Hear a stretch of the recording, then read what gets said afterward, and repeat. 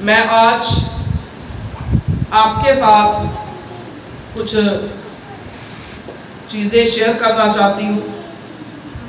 Social media पर मेरी videos डलती है।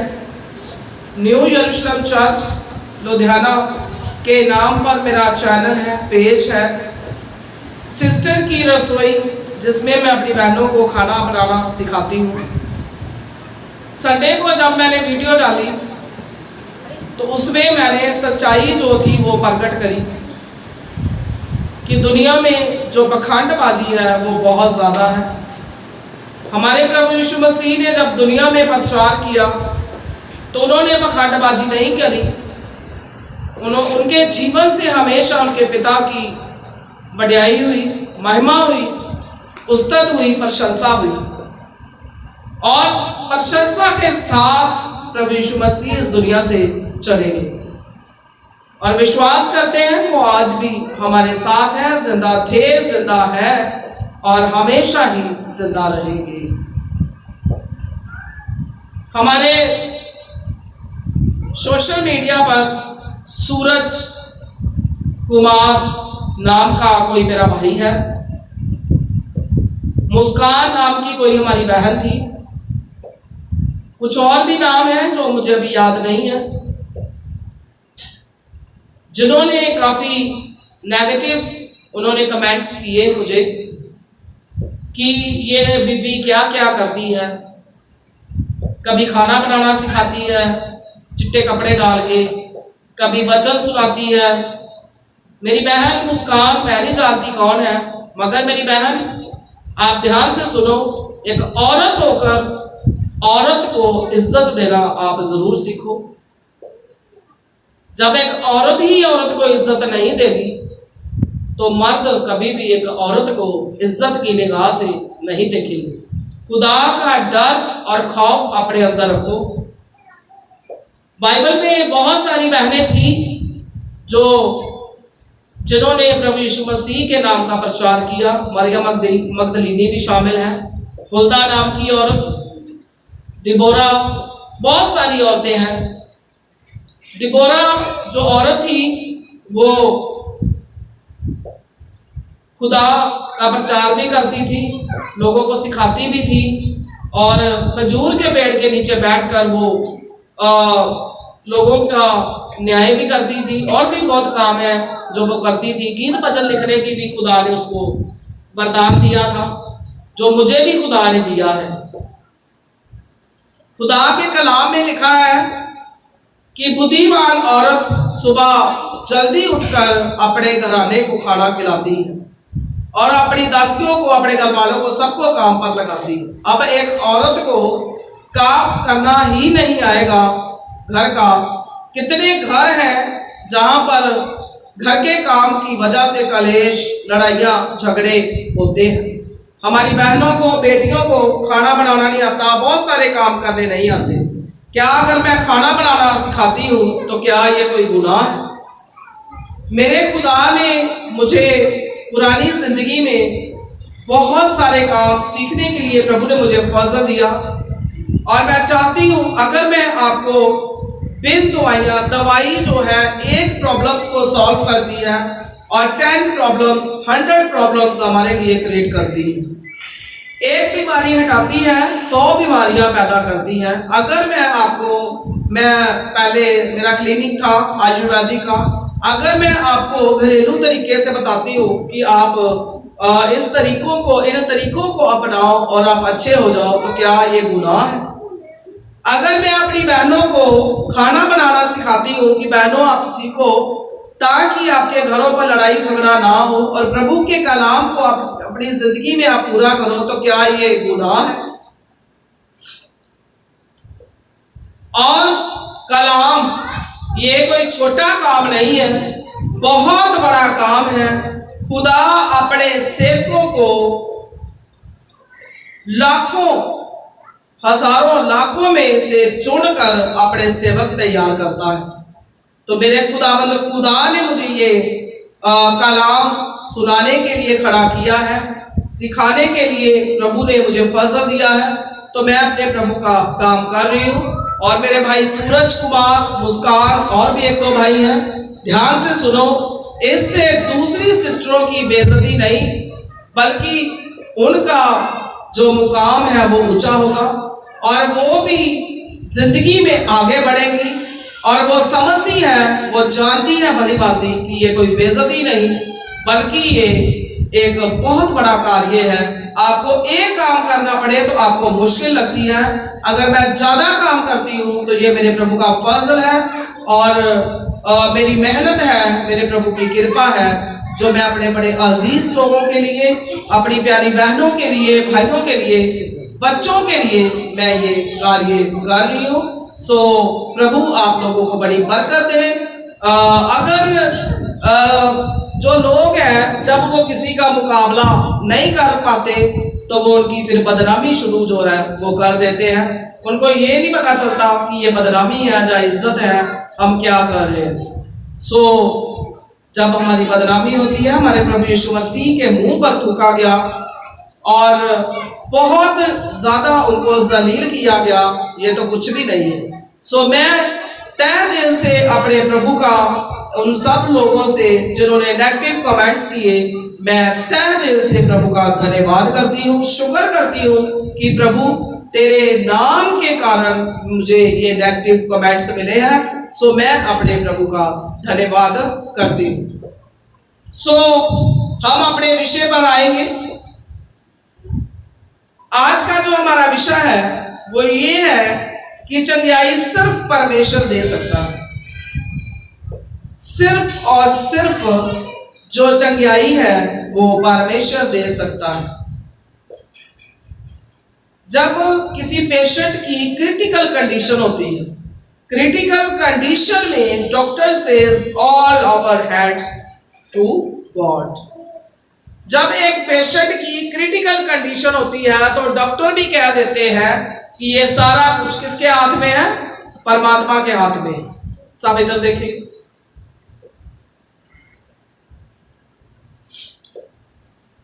चंगाई सिर्फ परमेश्वर दे सकता है। मैं एग्जांपल दे रही हूं कि क्रिटिकल कंडीशन में, जब क्रिटिकल कंडीशन होती है पेशेंट की, तो doctor says all our hands to God, कि सारा कुछ किसके हाथ में है? परमेश्वर के हाथ में। जिसको हम पढ़ेंगे पहला पतरस 2:24। मेरे अजीजों,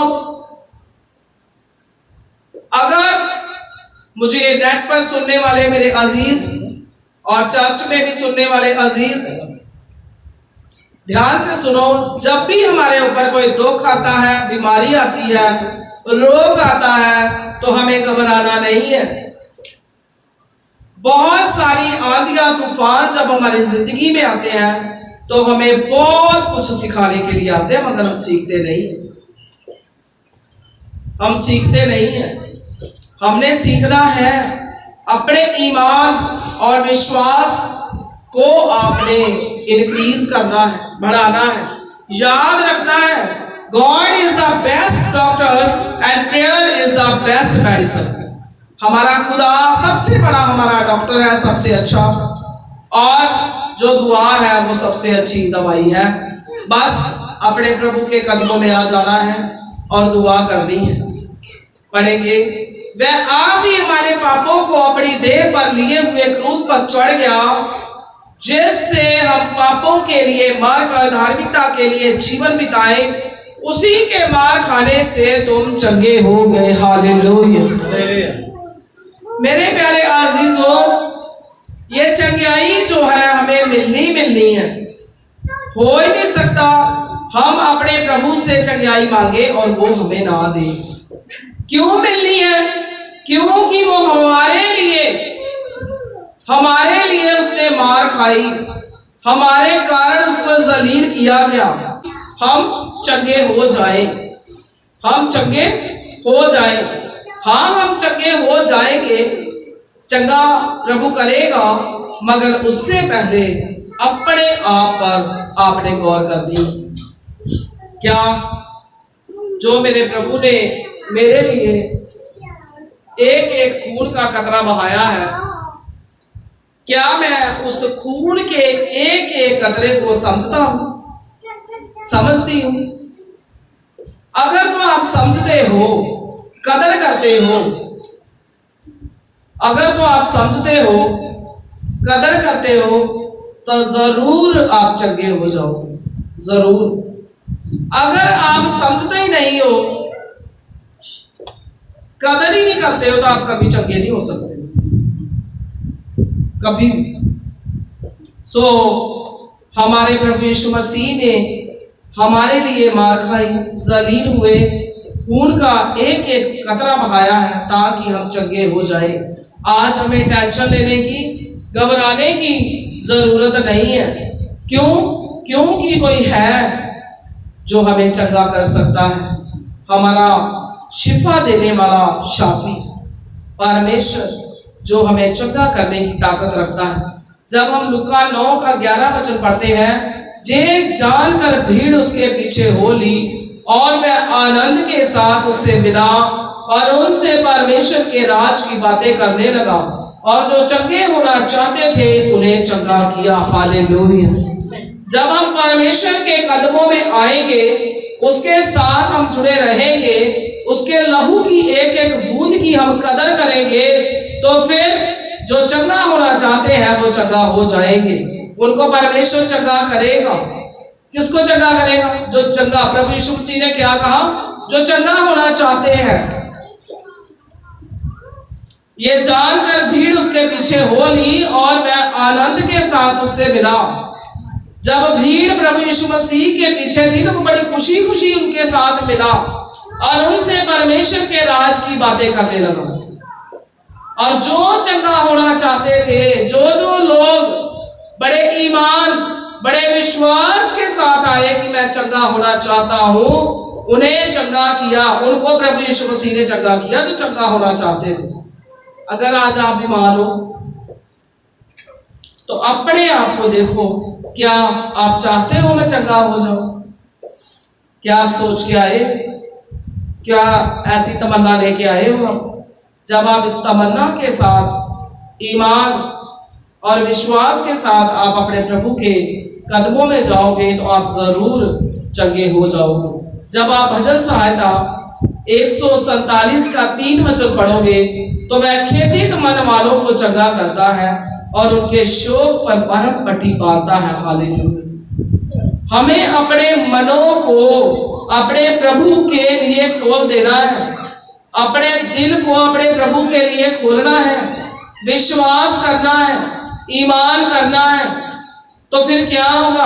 आपका प्रभु आपकी इस टेंशन को, आपके इस दुख को, इस कष्ट को दूर करके आपके जख्मों पर मलहम पट्टी लगाएगा।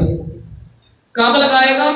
जब आप अपने मन को खेदित करोगे, आपके हृदय छिद जाएंगे, आप अपने दिल को नरम करोगे अपने प्रभु के लिए विश्वास करके, तो आपका प्रभु आपके सारे जख्मों को क्या लगाएगा? मलहम पट्टी लगाएगा।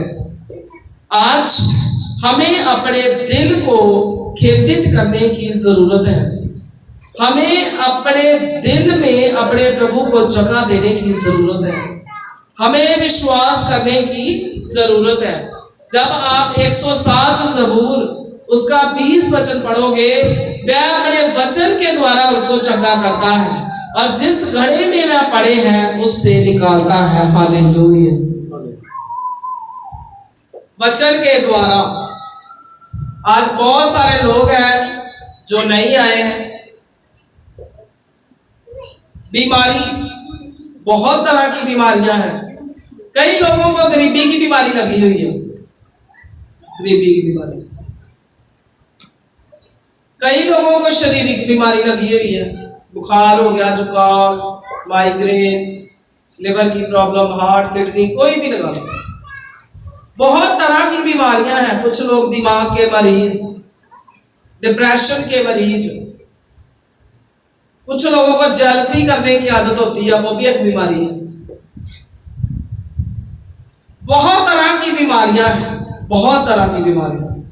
वह अपने वचन के द्वारा उनको चंगा करता है। बड़े लोग जो नहीं है, उनके अंदर भी बीमारी होगी, कोई ना कोई जरूर होगी। मगर वो आए नहीं। अगर आते तो प्रभु क्या करता? वचन के द्वारा उनको आज चंगा करता, चाहे कैसी भी बीमारी होती। कुछ लोग इतनी टेंशन में होते हैं ना कि वो फील करते हैं कि मैं बीमार हूं, मैं क्या हूं? बीमार।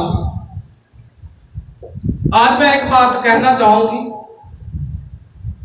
गुस्सा नहीं करना किसी ने भी।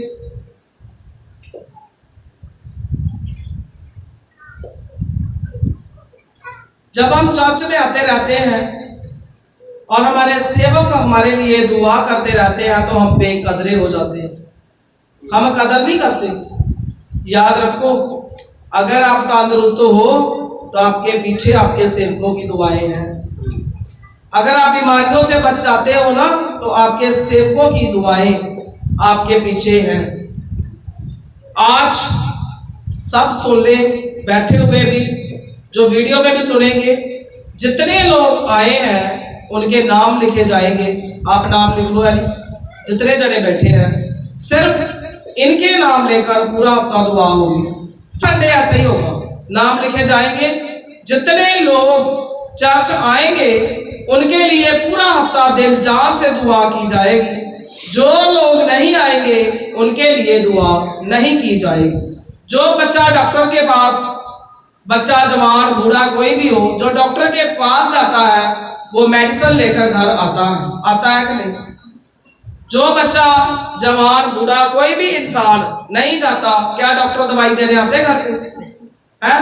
अगर दवाई की जरूरत है तो वैद्य के पास जाना पड़ेगा। अगर दवाई की जरूरत है तो डॉक्टर के पास जाना पड़ेगा आपको। जो लोग नहीं आए, इट मींस उनको दवाई की जरूरत नहीं है, इसलिए वो घरों पर हैं। तो खुशी से वो एंजॉय करें और पूरा हफ्ता जान भी जाएंगे कि कोई है जो हमारे पीछे दुआ करता है। सो वह अपने वचन के द्वारा उनको चंगा करता, जिस घड़े में वह पड़े हैं उससे निकालता है। जब आप वचन सुनोगे तो वचन के द्वारा अगर आप गड्ढे जैसी, तो बहुत गहराई जैसी मुसीबतों में भी अगर आप फंस जाओगे, पड़ जाओगे, तो आपका खुदावंद खुदा आपको निकाल कर बाहर लेकर आएगा। हालेलुया।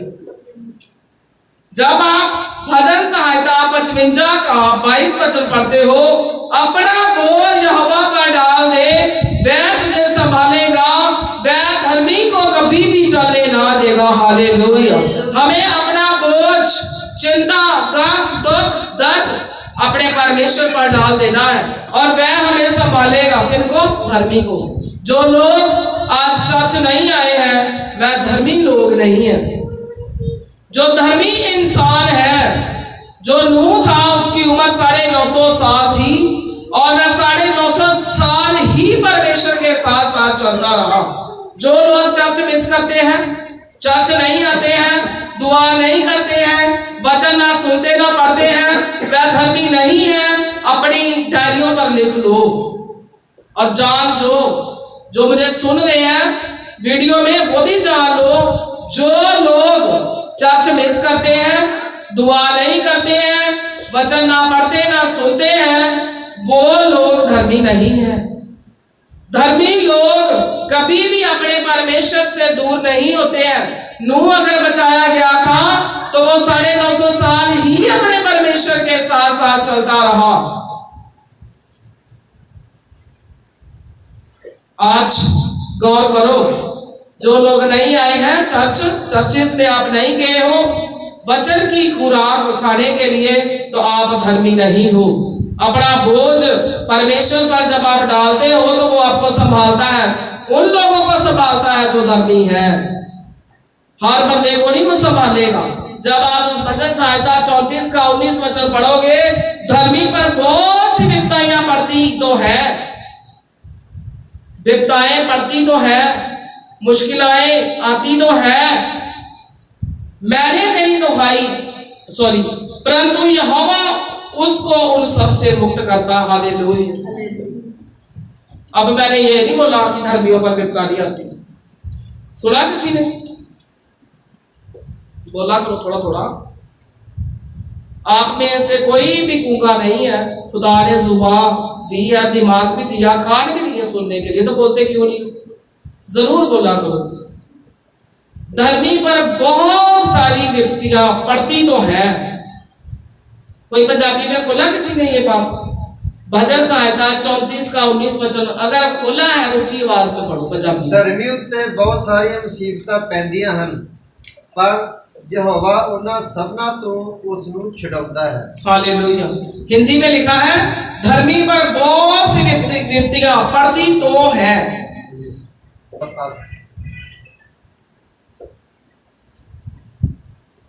धर्मी पर बहुत सी विपत्तियां पड़ती तो है, मतलब जो धर्मी लोग हैं, प्रभु के साथ साथ चलने वाले लोग हैं, चाहे विश्वासी हो, चाहे सेवक, ईमानदार, कोई भी, विपत्तियां पड़ती तो है, आती हैं उनके ऊपर विपत्तियां, मगर क्या? वह उन सब से उनको मुक्त करता है। विश्वास मानना।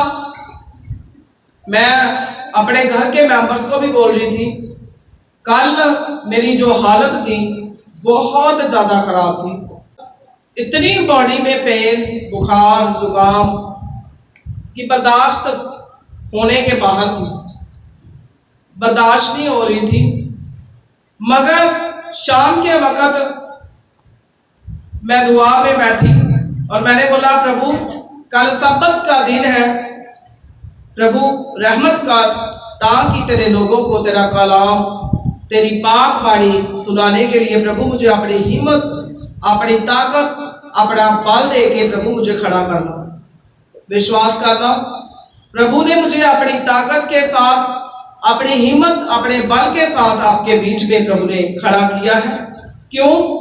क्योंकि खुदा का कलाम कहता है, धर्मियों के ऊपर विपत्तियां आएंगी तो सही, आती है, आ सकती है, आएगी, ऐसा स्वाभाविक है, आएगी। मगर क्या होगा? परमेश्वर उनको बचाएगा। पता क्यों? हमें सिखाने के लिए, हम सीख जाए। जब भी हमारे ऊपर मुश्किल आए, परेशानी आए, तो प्रभु का धन्यवाद करो, प्रभु पता नहीं क्या होना था मगर आपने बचा लिया। बचाओ, क्योंकि विपत्तियां, परेशानियां आनी है, जो जो जिस्म में है उसके ऊपर आनी है, चाहे सेवक है चाहे विश्वासी है। अगर कोई सेवक आपसे कहता है कि विश्वासी बन जा, ईमानदार बन जा, तुझे बुखार नहीं चढ़ना, तेरे ऊपर बीमारी नहीं आनी, तो वो आपको गलत तालीम दे रहा है, गलत राह पर चला रहा। आपको चलना बंद करो। चलना क्या करना है? बंद करना है। रूह को बीमारी नहीं लगनी चाहिए, बचाओ रूह को। रूह को बुखार ना चढ़े, शरीर को चढ़ जाए कोई बात नहीं, रूह को दर्द नहीं होना चाहिए, शरीर को हो जाए तो कोई बात नहीं। ये शरीर नाशवान है, ये शरीर मिट्टी है, एक दिन मिट्टी में मिल जाना है। इसके पीछे लग के, शरीर के पीछे लग के अपनी रूह को बर्बाद ना करो, अपनी रूह का ख्याल रखो, रूह को बचाओ। कैसे बचाना है? धर्मी बनकर, खुदा के साथ साथ चल के दुआ करनी है, कलाम को पढ़ना है, सुनना है, समझना है, इसके मुताबिक चलना है। जब आप भजन सहायता 30 का 2 पढ़ोगे, हे मेरे परमेश्वर यहोवा, मैंने तेरी दुहाई दी और तूने मुझे चंगा किया। हालेलुया। जब हमारे ऊपर दुख आए, कष्ट आए, परेशानियां आए, तो घर वालों को ना दुहाई दे दे के बुलाओ, भाई मैं मर गया, मैंने अस्पताल ले जा, भाई मैं मर गया, मैंने दवाई दे दे, मैं बचना नहीं। अपने परमेश्वर के आगे दुहाई देनी है, तो प्रभु चंगा करता है। प्रभु ने मुझे चंगा किया, फिर आप कहोगे प्रभु ने मुझे चंगा किया, प्रभु चंगा करता है। जब आप वर्णन 7 का 15 वचन पढ़ोगे, यहोवा तुझसे सब प्रकार के रोग दूर करेगा, सब प्रकार के, जैसे मर्जी हो। और मिस्र की बुरी बुरी व्याधियां जिन्हें तू जानता है, उनमें से किसी को भी तुझे लगने ना देगा। ये सब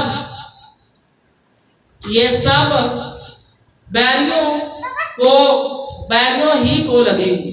जितनी भी मिस्र के ऊपर बड़ी बड़ी बीमारियां आई थी ना, कष्ट आए थे, खुदावंद का कलाम कहता है कि वो तेरे ऊपर नहीं आएगी, मैं तुम्हें उनसे बचाऊंगा, हर तरह के रोग तेरे अंदर से निकाल दूंगा और तुझे नहीं लगेंगे, जितने भी तेरे दुश्मन हैं उनको लग जाएंगे, उन्हीं के ऊपर आएंगे, तेरे ऊपर नहीं आएंगे, धर्मी के ऊपर नहीं आएंगे, उसके जो दुश्मन है, उसके खिलाफ लोग हैं, शैतान है, विरोधी लोग हैं, उनके ऊपर आएंगे, तेरे ऊपर नहीं आएंगे। जिर्मिया 17:14 में लिखा है, हे यहोवा मुझे चंगा कर। क्या आप कहते हैं ना, हमें कोई भी दुख लग जाए, बीमारी लग जाए, तो हमारा एक विश्वास होता है कि डॉक्टर चंगा कर दे। याद रखना, डॉक्टर क्या कहते हैं, all our hands to God. कब कहते हैं, क्रिटिकल कंडीशन होती है, all our hands to God, खुदा के हाथ में सारा कुछ। याद रखना, दुख बीमारियां आती है ना तो चली जाती हैं, कोई है जो आपके लिए दुआ करता है। याद रखना, इसलिए आप चंगे हो जाते हो। क्या कभी आप डॉक्टरों की तरफ भागने की बजाय कभी कपड़ा बिछा कर बैठे हो? अगर मैं कल की कंडीशन देखूं अपनी, तो विश्वास करना, मुझे लगता नहीं था कि मैं आपके बीच में खड़ी हो पाऊं, मगर जब मैं अपने प्रभु के कदमों में बैठी तो रात भर मैं आराम से सोई और सुबह उठी। वीकनेस है थोड़ी, मुश्किल खुदा दूर करेगा। आपके बीच में प्रभु ने खड़ा किया है। प्रभु का कलाम हमारी जिंदगी में पूरा होना चाहिए। कब पूरा होगा? जब हम धर्मी बनेंगे। डॉक्टरों की तरफ भागने की बजाय, डॉक्टर भी चंगा नहीं कर पाएंगे, अपने प्रभु के कदमों में बैठो, दुआ करो। छोटी छोटी चीजों को लेकर डॉक्टर की तरफ ना भागो। जब आप अपना पैसा ईमानदारी से अपने दसवंत, अपने सेवकों को दोगे, तो आपको डॉक्टरों को देने की जरूरत नहीं पड़ेगी। जब आप ईमानदारी से अपने दसवंत, अपने घर के दसवंत भी अपने सेवकों को दोगे, तो आपके घर के नुकसान नहीं होंगे। याद रखना, कभी मोटर खराब होगी, कभी टीवी खराब, कभी प्रेस खराब, कभी कुछ, फिर उसके ऊपर पैसे लगते हैं कि नहीं? बोलो हैं?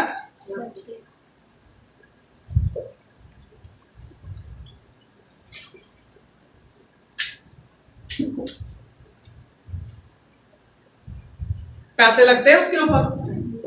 तो कलाम क्या कहता है? जो इंसान अपने खुदाबंद खुदा का हिस्सा खाता है, दसवंत खाता है, वो क्या है? चोर, डाकू, धोखेबाज। खुदा कह रहा है जो इंसान ऐसे करता है वो चोर है, डाकू है, धोखेबाज है। क्यों? क्योंकि वो मेरा हिस्सा खाता है। अगर आप इस तरीके से चलोगे तो आपके ऊपर दुख परेशानियां नहीं आएगी। जिर्मिया की किताब में भी ऐसे लिखा है, यहोवा मुझे चंगा कर, तब मैं चंगा हो जाऊंगा। कहने का मतलब कि तू मुझे चंगा करेगा तो मैं चंगा हो जाऊंगा। खुदा चंगा ना करे तो आप चंगे नहीं हो सकते हो। अगर दवाइयां भी आपको चंगा करती हैं तो याद रखना, दुआ साथ में है, दुआ साथ में है, इसलिए दवाई भी चंगा कर रही है आपको। मुझे बचा तब मैं बच जाऊंगा। खुदा बचाएगा तो आप बचोगे, क्योंकि मैं तेरी ही स्तुति करता हूं। अब आप स्तुति करते होंगे, धर्मी होंगे, तभी बोलोगे ना, तभी बोलोगे कि प्रभु मुझे चंगा कर तो मैं चंगा हो जाऊंगा, प्रभु मुझे बचा तो मैं बच जाऊंगा, क्योंकि मैं तेरी स्तुति करता हूं।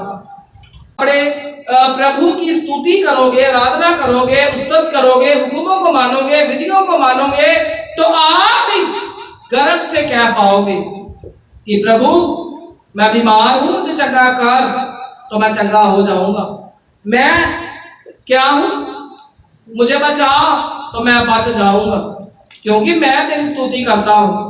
जब आप स्तुति करोगे, आराधना करोगे, तो आप ऐसे बोलोगे तो आपका प्रभु चंगा भी करेगा और आपको बचाएगा। निर्गमन 15:26 में लिखा है, यदि तू अपने परमेश्वर यहोवा का वचन तन मन से सुने,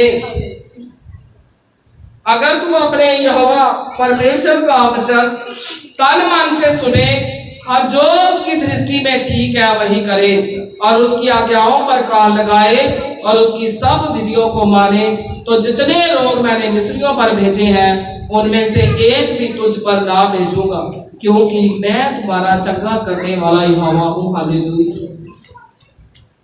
अब इसमें बहुत सारी बातें हैं कि जब तुम अपने परमेश्वर का वचन तन मन से सुने, पहले तो तन मन से वचन सुनना है, ये नहीं है तन ले आए इधर तो मन पता नहीं कहाँ है, और जो हमारे प्रभु की दृष्टि में अच्छा है वो करें।